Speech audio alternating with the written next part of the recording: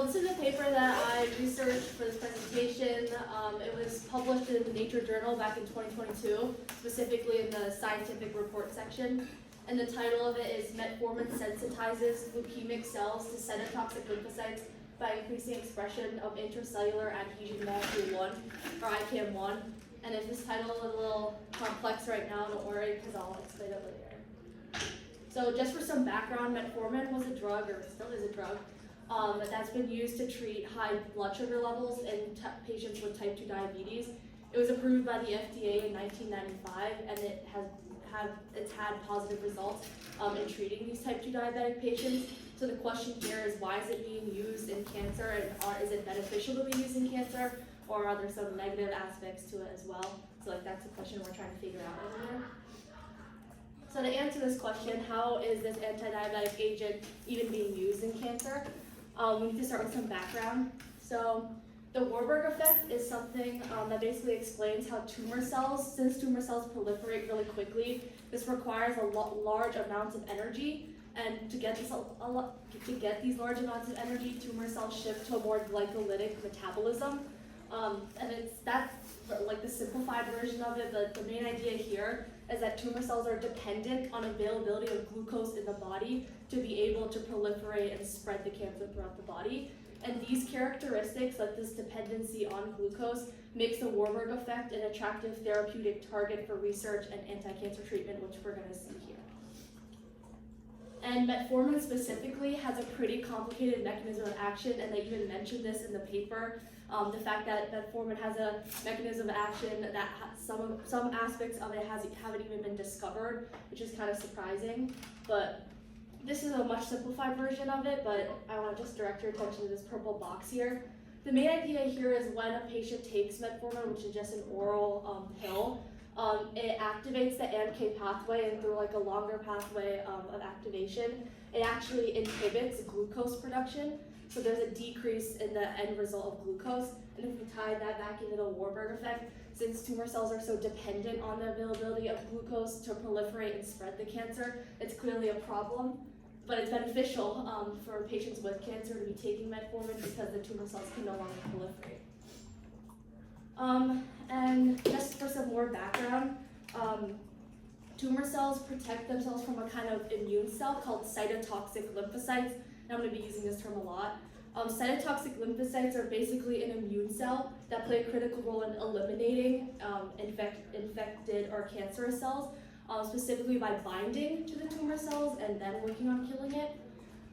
So tumor cells naturally have a metabolism that protects them against cytotoxic lymphocytes, but metformin actually alters this metabolism by inducing expression of a bunch of specific ligands, and the main purpose of these ligands is just to help those cytotoxic lymphocytes bind to the tumor cells and help kill it.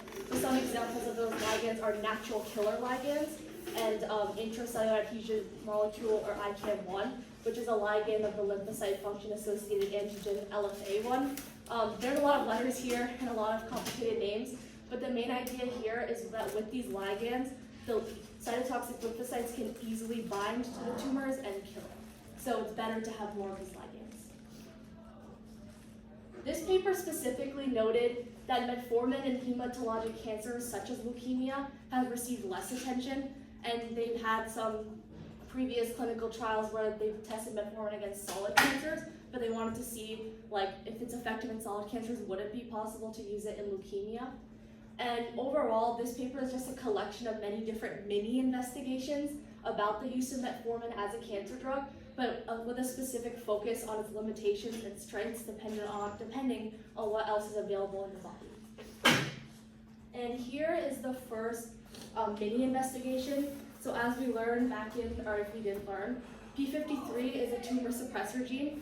It suppresses tumors by regulating apoptosis and also regulating the cell cycle. But in this case, the paper hypothesizes that P53 actually amplifies transcription of certain NKG2 ligands, or natural killer ligands, and to reiterate, that just helps the cytotoxic lymphocytes kill the tumor cells. So the purpose of this investigation was to test whether the status of P53, wild-type P53, no P53, or mutant P53, affects the mechanism of action of metformin. And you can see in figure 1A what they specifically did was they tested 3 acute myeloid leukemia cell lines were tested with 2 millimolars of metformin over the duration of 3 days.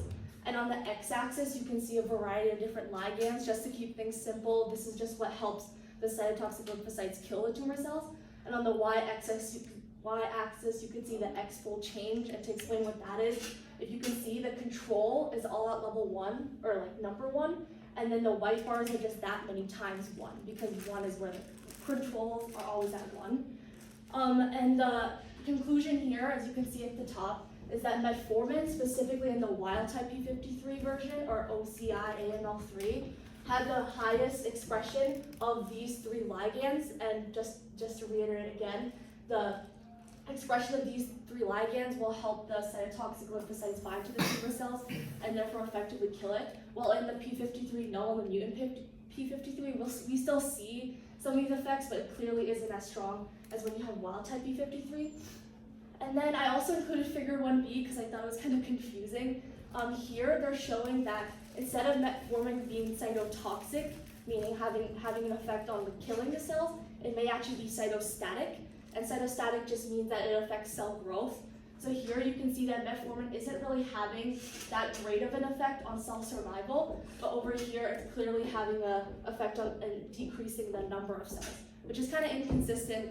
So there are a lot of things in this paper that were kind of confusing. And here's another example just supporting the same hypothesis that wild-type p53 is the best case scenario for like the highest potential for the mechanism of action of metformin. And what they did here I think was super fascinating. They actually generated natural killer cells that they're called ENK, and they tested them on the same cell lines. And you can see that with the presence of the ENK versus the presence of just metformin, the natural killer cells skyrocketed the percentage of cell death. So this could be better for like potential treatment in the future, combining metformin with natural killer cells. And then figure 3b supports the same idea that wild-type p53 and the MM1S cell lines shows the best results, whereas for the null p53 and the mutant p53, metformin isn't having a higher effect on tumor cell death. Okay, this is the second of the mini investigations they did. What they found here was that overexpression of BCL-XL and MCL1 actually led to chemo resistance in a lot of the patients tested, and is kind of worse for the effects of metformin. In case you didn't know, BCL-XL and MCL1 are anti-apoptotic proteins, meaning they're part of the BCL2 umbrella or family, and they prevent apoptosis from happening. And what they did here was they tested the same different cell lines. They tested B cell lymphoma cell lines, but MEC1 just means that the p53 is mutated in all cases. And they showed that in the wild type, metformin is having our normal expected mechanism of action because it's increasing the expression of all these ligands. But unfortunately, when BCL-XL is overexpressed, metformin, like if you look at these 3, isn't having the same results. And actually there is an overexpression of death receptors, which is kind of cool, DR4, DR5, and FAS. And I talked to Dr. Jetley about this because I was like, if it's an anti-apoptotic protein, how is it increasing the amount of death receptors? And she mentioned that this is kind of metformin trying to kill the cell, trying to overcome the expression of the anti-apoptotic protein by trying to induce these death receptors, and therefore it's an attempt to kill the tumor cell. And this was kind of odd because there wasn't really any statistically significant data in the MCL1 group, but I think that's just because of the experiment itself. And then here is another figure that also just supports the same conclusion that overexpression of the BCL-XL and MCL1 kind of counteracts the effects of metformin. What they did was they used the same natural killer cells that they made, and they combined it with the CTL, and ECTL is just the cytotoxic lymphocytes that they also made in lab and activated and used in this case. And you can see that metformin, which is the white bars, had an effect when there was an increase in ECTL and ENK, but in these other versions with the MCL1 and the BCL-XL, metformin isn't having this strong of a positive effect. And here is another, or like one of the final mini experiments that they did, and I think that this one is one of the most interesting. So it's clear that there are a lot of ligands, because we've seen so many letters and complicated things, that help the cytotoxic lymphocytes bind to the tumor cells and kill it. So the researchers in this paper wanted to test which one of these interactions is actually the most important for metformin to have its expected mechanism of action. So the researchers actually incubated the natural killer cells with a protein that blocks the ligand, the natural killer ligand. So it's preventing the receptor and ligand from binding, and therefore preventing this interaction from happening before putting them in contact with the same cell lines.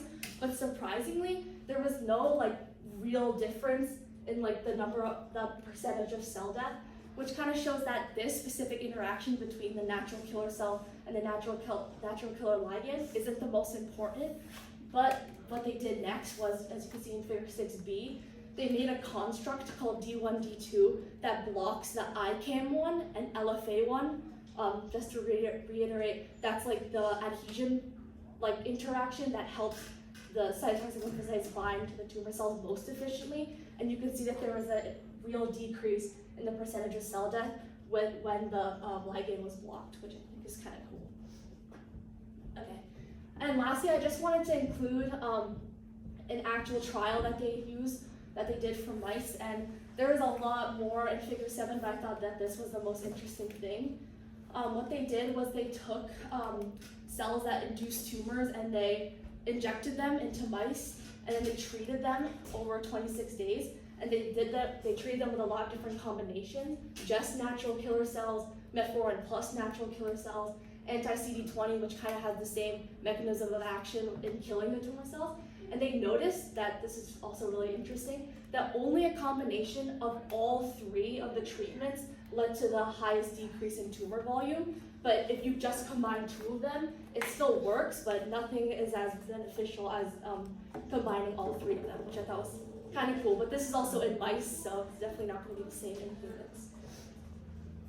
Okay, so for the conclusions, the discussion talked a lot about how metformin clearly shows some anti-cancer value, and its mechanism of action is super broad and still being understood.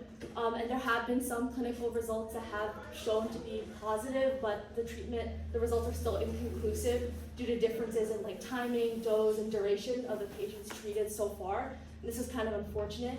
But we also can see from this paper that oddly, metformin only works in really specific circumstances. It's dependent on the status of p53, whether it's wild type, mutant, or null, and sufficient natural killer cell activity, which is kind of unfortunate because even though natural killer cell activity it's largely impaired in leukemic patients. So since leukemic patients don't have this high amount or excessive amount of natural killer cell activity, how is metformin going to work in them? And also overexpression of the BCL2 anti-apoptotic proteins could make tumor cells resistant, which is really unfortunate. So in the future, metformin together with activated natural killer cells could be a relevant treatment, because we saw that in mice, a combination of 3 different treatments worked. So maybe in humans, it would be better if we combine the ENK and the metformin. This could be relevant, but the paper emphasizes that we don't actually know yet, which is kind of unfortunate. But ongoing clinical studies may eventually support this kind of co-treatment, but that's going to be in the future. And here are the sources, and thank you.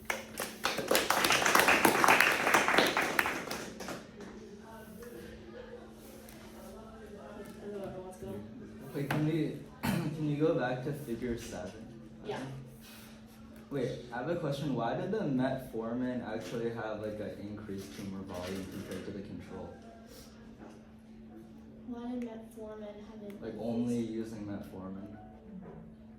Yes, I think that connects back to how metformin is so specific as to what the outside environment is. So in that specific case, there could have been, see here, an overexpression of the anti-apoptotic proteins. And if you just look at this part of the figure, what if that mice, for example, or that tumor had an overexpression of this protein? You can see that metformin isn't even having any effects. It's not the wild type. You can see that there's an increase in these 3 ligands. In this case, there's no increase in these 3 ligands. So it could be dependent on the case, and that's why, just to emphasize it again, metformin is so unknown, which is really unfortunate.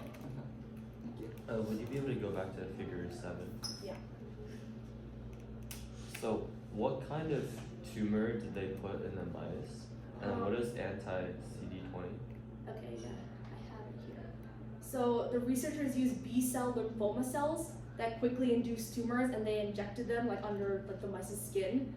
And anti-CD20 are kind of like a class of drugs that target a protein called CD20, and they're found on B cells.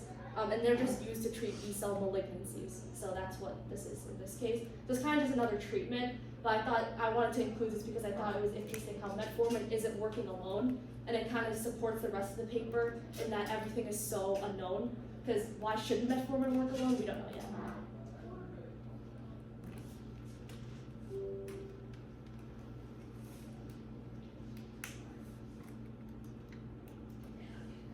I didn't really catch the first question. Can you explain what the question was? Because I didn't catch. Like. Oh, my question? Yeah. Well, what was the question again? Yeah, because you see on like the pink line here, the metformin caused a higher tumor volume than the control line. Okay, so so stop there. So show me on the graph the control, would you? Yeah, It's the right here. black Okay, It's a and then black where's metformin? The pink one. Okay, are those actually statistically different? Looks like 2000 to 25. oh yeah, they might. So Looks like the I arrow has a don't, lot I of don't think that I think they're the same statistically. So yeah. I mean, your answer is great, but I just don't think those are different. So.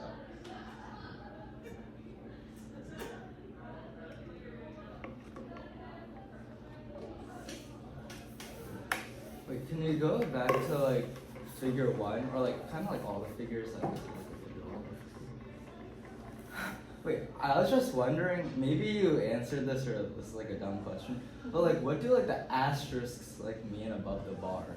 I thought that just meant that the data was like notable or Oh, okay. significant because you can see like for Oh, example yeah. over here Okay. the error bars are overlapping.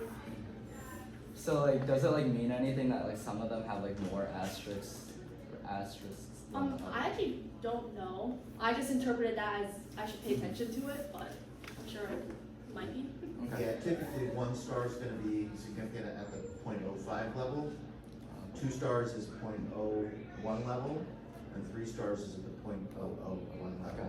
You'd have to look at the caption to be sure, but that's typically what they use. Thank you.